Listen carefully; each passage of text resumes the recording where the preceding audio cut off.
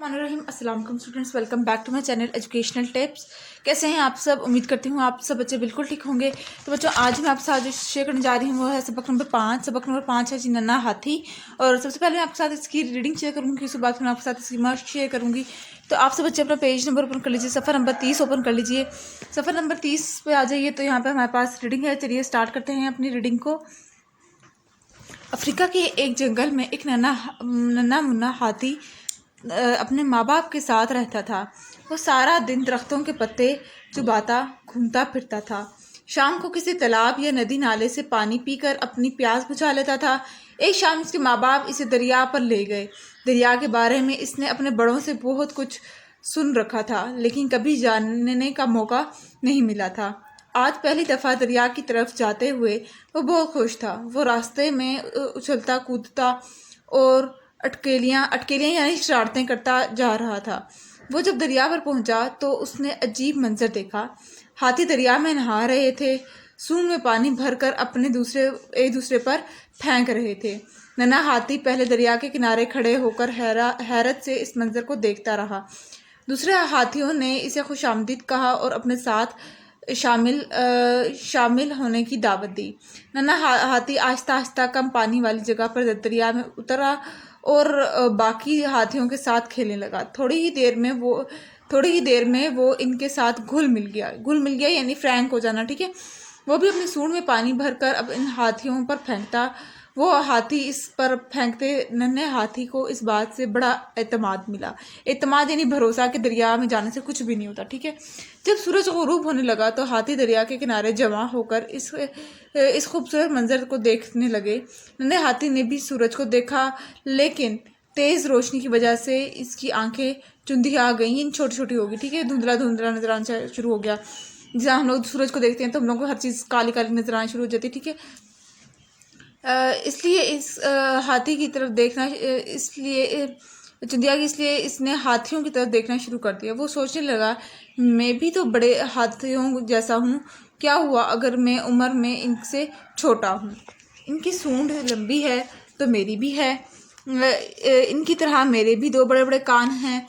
इनके दो लंबे लंबे नोकीले दांत हैं तो मेरे भी हैं, मगर मेरे दांत कहाँ हैं? उफ़ अल्लाह, मेरे दांत। वो एकदम परेशान हो गया। पहले तो इसने कभी इस बारे में सोचा ना था। अब वो रोने लगा। उसे तरह तरह के ख्यालात आने लगे। शायद मेरे दांत कहीं गिर गए हैं और मुझे पता ही ना चला हो।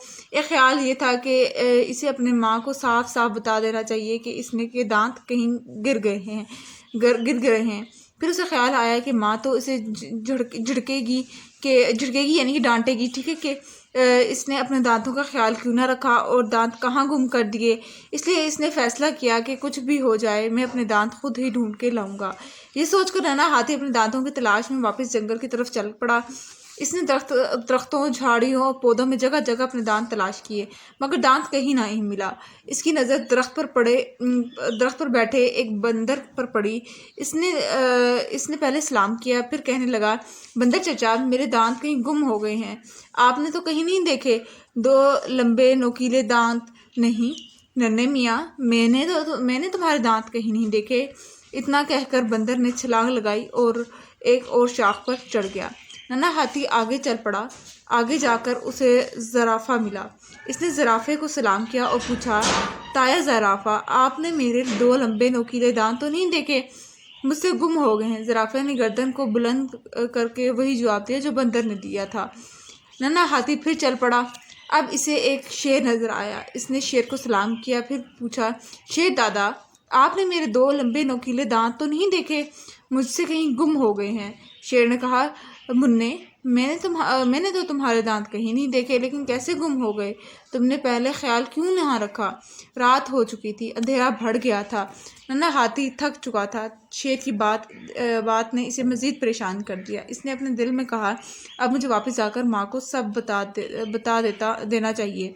ये सोचकर नन्हा हाथी वापस घर की तरफ चल पड़ा।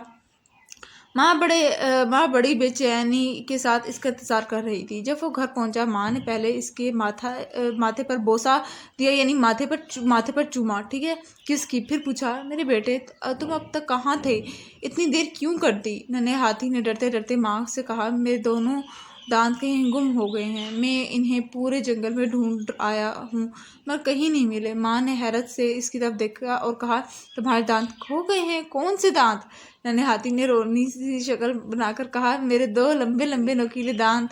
मैंने इन्हें हर जगह तलाश किया मगर कहीं नहीं मिले। नेक्स्ट पेज पे आ जाइए।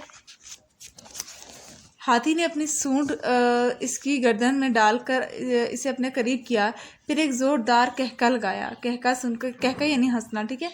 कहका सुनकर परिंदे अपनी घोंसलों से बाहर निकल आए और इर्द गिर्द के जानवर अपनी अपनी जगहों पर खड़े हो गए। फिर हाथी ने हथनी, ठीक है, हथनी ने कहा, हथनी यानी फीमेल एलिफेंट, ठीक है। हथनी ने कहा, मेरे प्यारे बेटे, तमाम बच्चे दांतों के बगैर पैदा होते हैं। जैसे जैसे बड़े होते जाते हैं ये दांत निकलना शुरू हो जाते हैं और एक दिन इतने बड़े हो जाते हैं कि नज़र आने लगते हैं। इसलिए मेरे भोले बेटे, जब तुम बड़े हो जाओगे तो ये दांत तुम्हारे मुंह में खुद ही निकल आएंगे। नन्हा हाथी हैरत से बोला, ओहो, मुझे तो इस बात का पता ही नहीं था।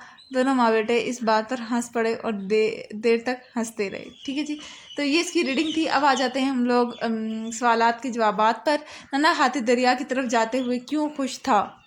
तो इसका आंसर ये है जी, नन्हे हाथी ने दरिया के बारे में इसने अपने बड़ों से बहुत कुछ सुन रखा था लेकिन कभी जाने का मौका नहीं मिला था। आज पहली दफ़ा दरिया की तरफ जाते हुए वो बहुत खुश था। ठीक है, उसके बाद फिर आ जाते हैं, नन्हे हाथी को अपने दांतों का ख्याल कैसे आया? सवाल नंबर, नन्हे हाथी ने अपने दांतों का ख्याल कैसे आया? तो इसका आंसर कि मतलब उसको कैसे पता चला था कि उसके तो दांत ही नहीं है। ठीक है, तो इसका आंसर है जी,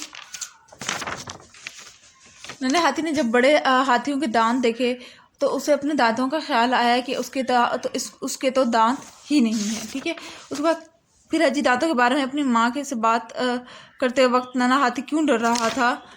तो इसका आंसर, उसे लगा कि जब वो अपनी माँ को बताएगा तो उसकी माँ उसे डांटेगी के ख्याल क्यों नहीं रखा। ठीक है जी, उसके बाद फिर आ जाते हैं, नन्हे हाथी ने शेर से क्या पूछा और शेर ने क्या जवाब दिया? ठीक है, इसका आंसर है जी, शेर दादा। नन्हे हाथी ने कहा, शेर दादा, आपने मेरे 2 लंबे नोकीले दांत तो नहीं देखे? मुझसे कहीं गुम हो गए हैं। शेर ने कहा, मुन्ने, मैंने तो तुम्हारे दांत कहीं नहीं देखे, लेकिन कैसे गुम हो गए? तुमने पहले ख्याल क्यों ना रखा? ठीक है, उसके बाद फिर आ जाते हैं, आप नन्हे हाथी की जगह होते तो क्या, सॉरी ये वाला सवाल, नन्हे हाथी ने शेर से क्या पूछा और शेर ने क्या जवाब दिया, ये वाला हो गया। उसके बाद फिर है जी, आप नन्हे हाथी की जगह होते तो क्या करते? तो अगर मैं नन्हे हाथी की जगह होती तो मैं भी नन्हे हाथी की तरह अपनी माँ को बताने में डरती। ठीक है, ऐसी बात है, हमें होता है ना कि मम्मा डांटेंगी, है ये हो जाएगा। ठीक है, तो ये बातें हैं। तो ये था आज का लेक्चर। होप सो आपको समझ आ गया होगा। अगर आज का लेक्चर आप सबको समझ आ गया है तो मेरे चैनल को सब्सक्राइब कर दीजिएगा, वीडियोस को लाइक कर दीजिएगा और साथ साथ बेल आइकन को प्रेस करना मत भूलिएगा। इससे मिल जाने वाली हर लेटेस्ट अपडेट सबसे पहले आप तक पहुंचेगी। मिलती हूँ किसी वीडियो में। दुआओं में याद रखिएगा, अपना ख्याल रखिएगा। अल्लाह हाफिज़।